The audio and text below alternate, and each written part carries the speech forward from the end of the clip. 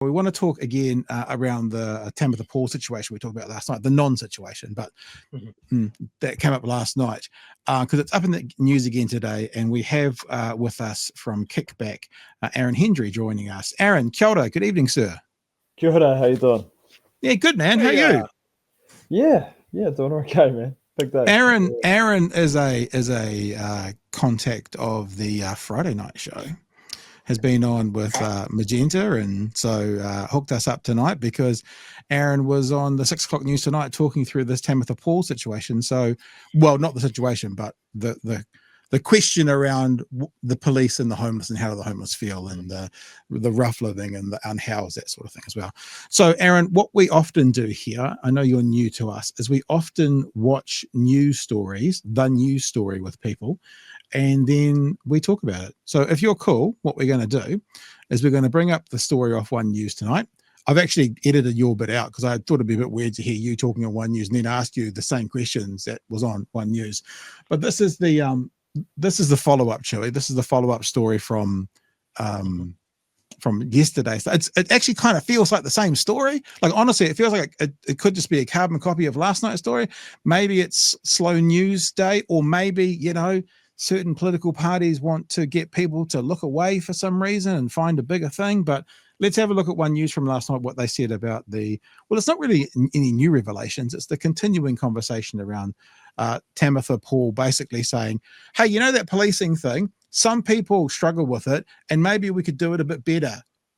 Apparently that's a really negative thing to say these days. Police spokesperson insane over her criticisms of police, while Labor said... We'll just go back and get that again. The Prime Minister has labelled the Green Party's police spokesperson insane over her criticisms of police, while Labor says the idea that people don't feel safe around police is silly.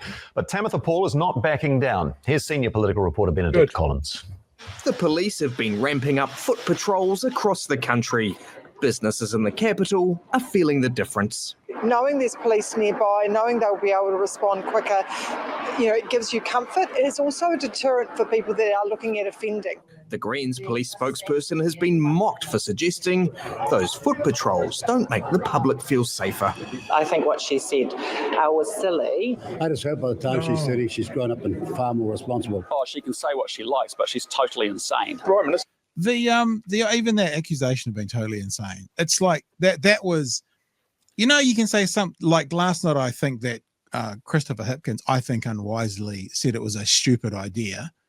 But I was saying technically he wasn't calling her, whereas the Prime Minister actually calling her insane is something else altogether. It's something else altogether.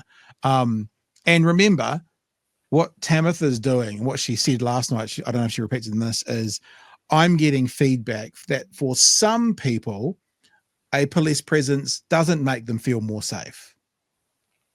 I think that's an unchallengeable fact, but as far as the Prime Minister wants a certain voting base to hear, apparently that makes her insane. The Prime Minister's just said to media down in Blenheim that you're totally insane because of your views on police. What do you make of that? He's entitled to his own views, but I think they are legitimate. I've had a massive response in the last 24 hours of people saying the same thing, and that a lot of people do not feel safe or protected by the police. The Green Party are in complete la-la land. I think the Prime Minister is extremely privileged. He hasn't had the same upbringing as I have. He hasn't been over-policed like I have in a community like Tokoroa. So we asked the public if foot patrols made them feel safe. See if you can guess what happens here, Chewie. Like there's two demographics in this story. There's a demographic that goes, oh yes, police are fantastic, and then there's a demographic that goes, see, without asking too much, see if you can guess who loves the police and who kind of goes, oh, sometimes they're a bit scary. No, have a look. Gosh, yes, way safer. Yeah? Absolutely. Why? Because I just know, well, you're just brought up to know that there's safe people. Yeah, police presence always good, cleans things up, yeah. Definitely. Definitely feel safe. Can you see a through line here? Like, is there at all, is there like a thread that you can see that joins these people who think it's all good? I would certainly say that that's representative of a very particular part of Wellington. Yeah. Well, I guess the through line is they're all outside. There's nothing else similar about those first three people. Yes, I think so. It's nice to see them about. I'm a law-abiding citizen. I have no problem with them at all. Some of my best friends are policemen. Others, though, see police differently. Maybe kind of scared. Probably less safe. If anything, it's more intimidating. Tamatha Paul has also accused police of recently mistreating the homeless in Wellington. Beat patrol policers were using their resources to pack homeless people's stuff up and put it in the bin. The police didn't respond to questions. The Greens, calling it as they see it. There is systemic bias and systemic racism within our police, and somehow it's a problem that I'm bringing that up in this place. The under fire MP sticking to her guns. Right, there you go, Aaron. That's the story that you were featured in last night, which I cut you out of because you're here. Just a chance to respond. We got any thoughts around what we've just seen and what's going on in Parliament at the moment? Yeah, I mean, it's a little bit perplexing in that it is simply a fact that some communities do not feel safe with the police on the beat. I think another reality that, so Kickback, we run a youth outreach hub for young people experiencing homelessness on K Road. There's a lot of people on K Road who are, unhoused, have been there for a long period of time. Mm-hmm. At some points, K Road's kind of become a bit of a focal point for the police and for security and, that whole sort of thing. And there's periods of time where just being on K Road feels like a militarized zone, right? You've got so many police just walking up and down.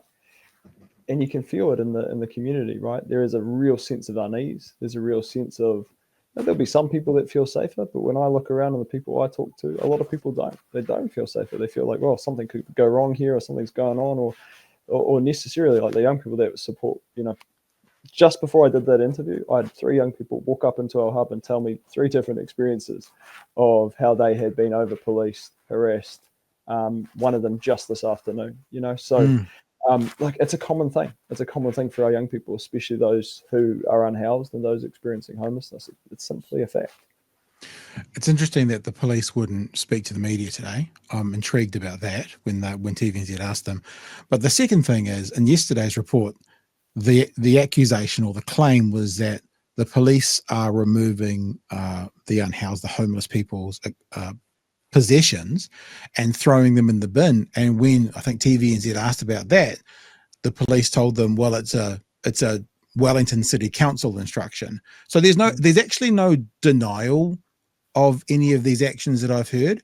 And Tamatha Paul is going, this is happening and these people don't feel cool about it. And that's blown up into, she's insane. Yeah, the Greens are for anarchy, yada, yada, yada. Go Aaron, respond.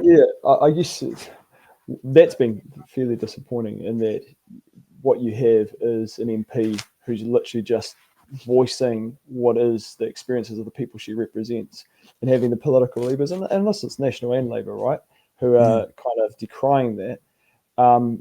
It's really concerning that there is not some value on what is the lived experience of a lot of people in Aotearoa.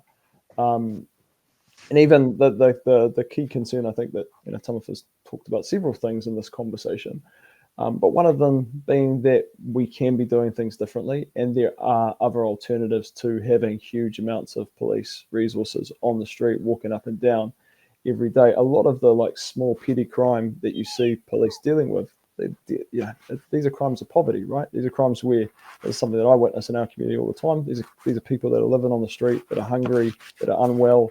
What they really need is the right support to be housed, fed and cared for, or mental health experts who can be on the street and de-escalate things and support people in a way that actually supports them. Yeah. What I often see regularly is police escalating events just through the fact that they're police, when people are really mentally unwell and not having the skill set to respond to people in serious mental distress.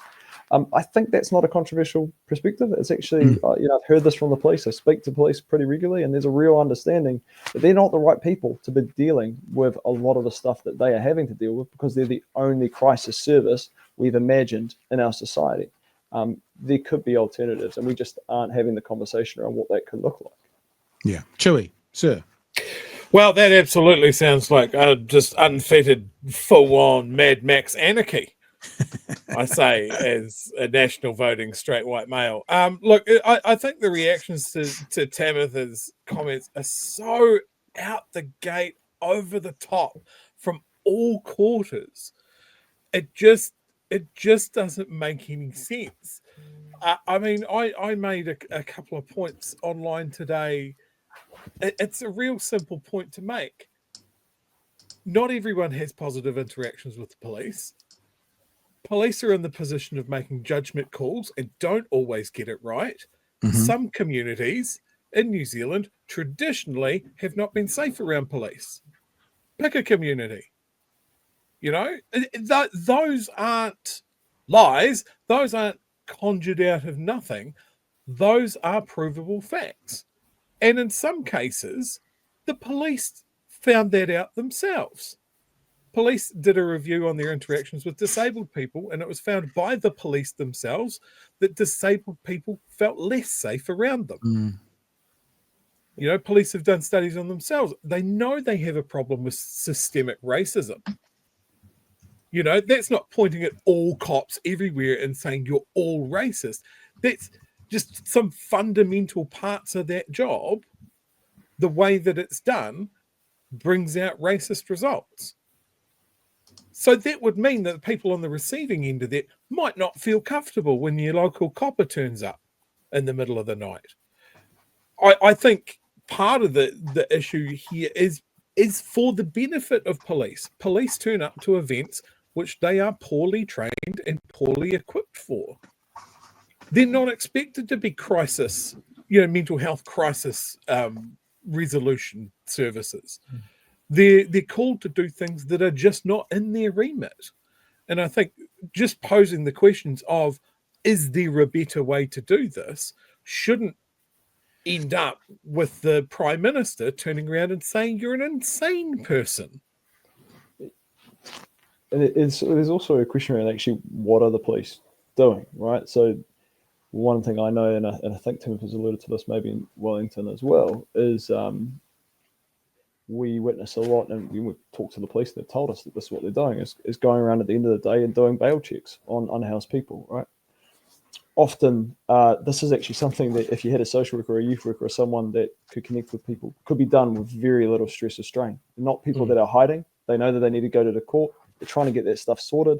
Often, again, the reason they're in front of the court is because of crimes of poverty. They stole some bread or whatever.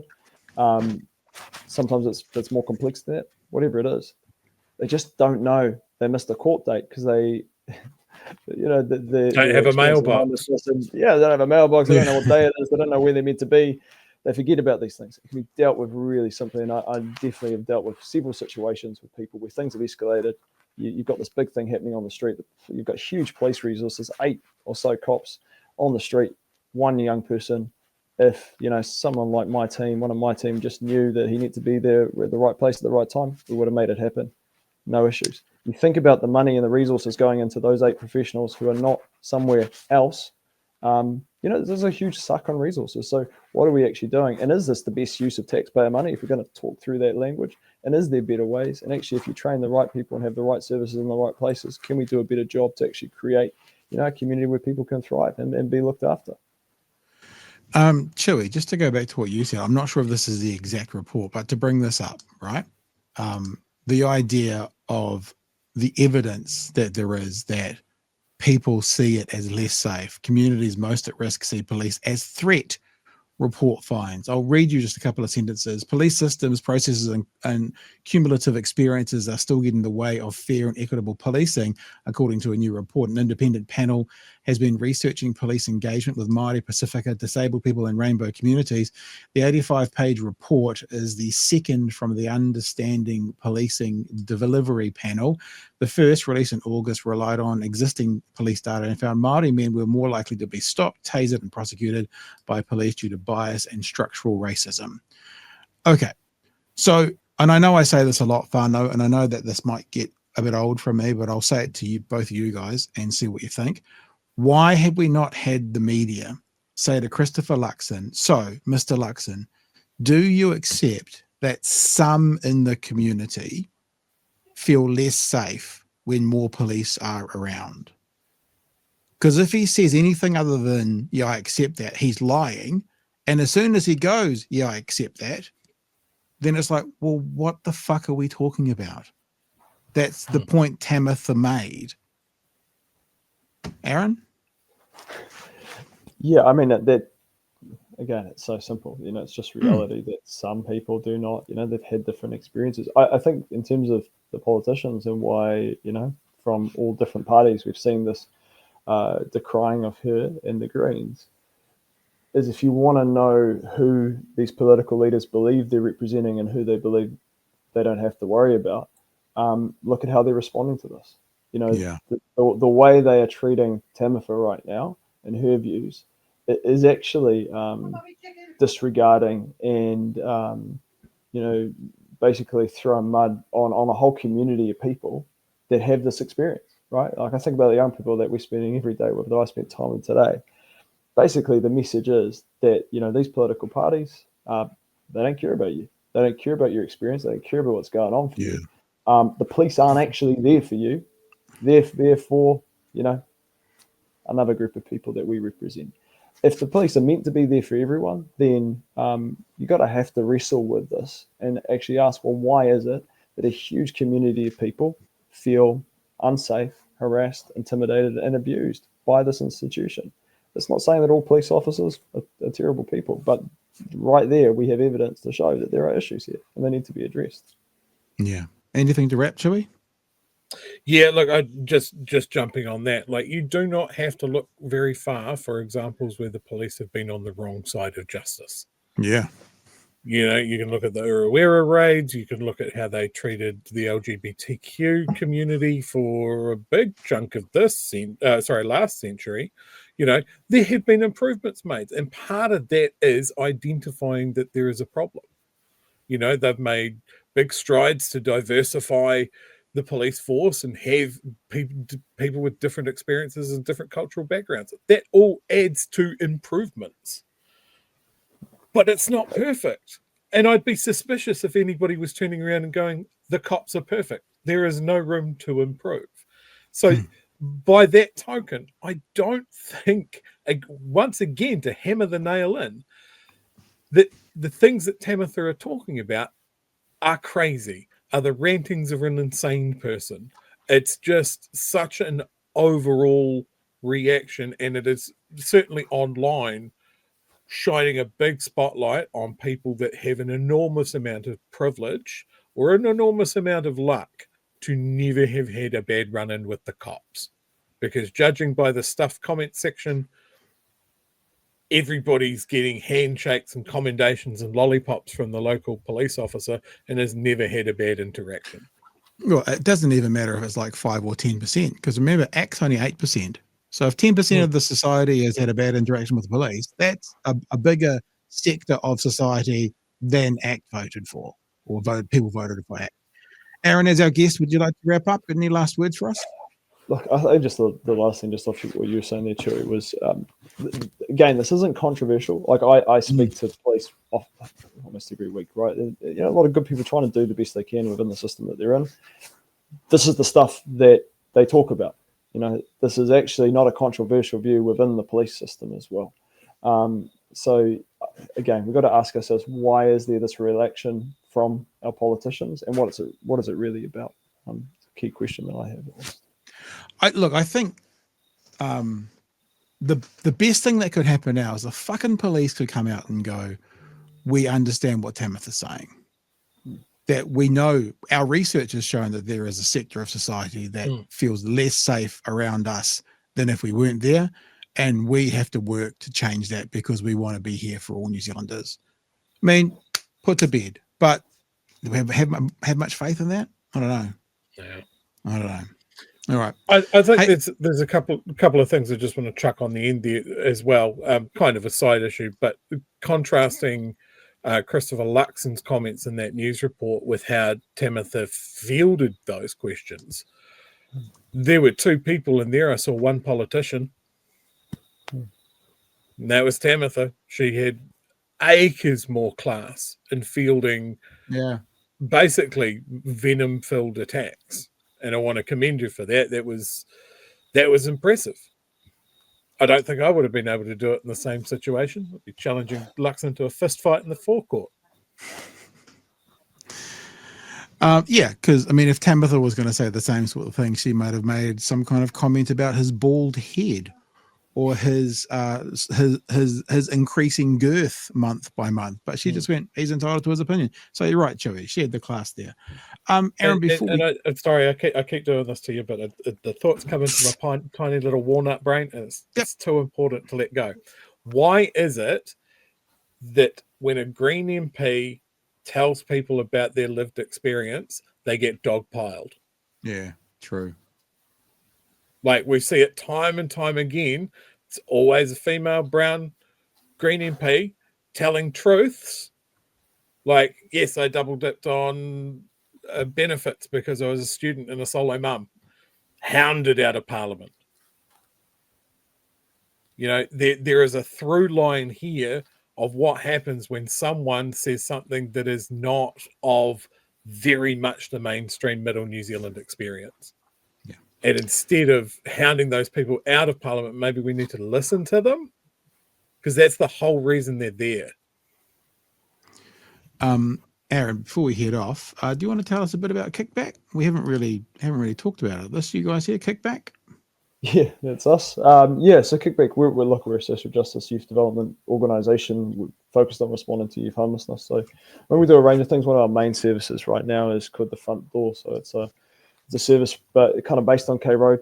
It's a drop-in space for young people who are experiencing homelessness, and really we provide advocacy support. We work to ensure that young people get access to healthcare, to emergency housing, food, clothing, just doing what we can to ensure that young people are able to navigate through the system and hopefully prevent them from experiencing homelessness, or ensure they get housed as quickly as possible.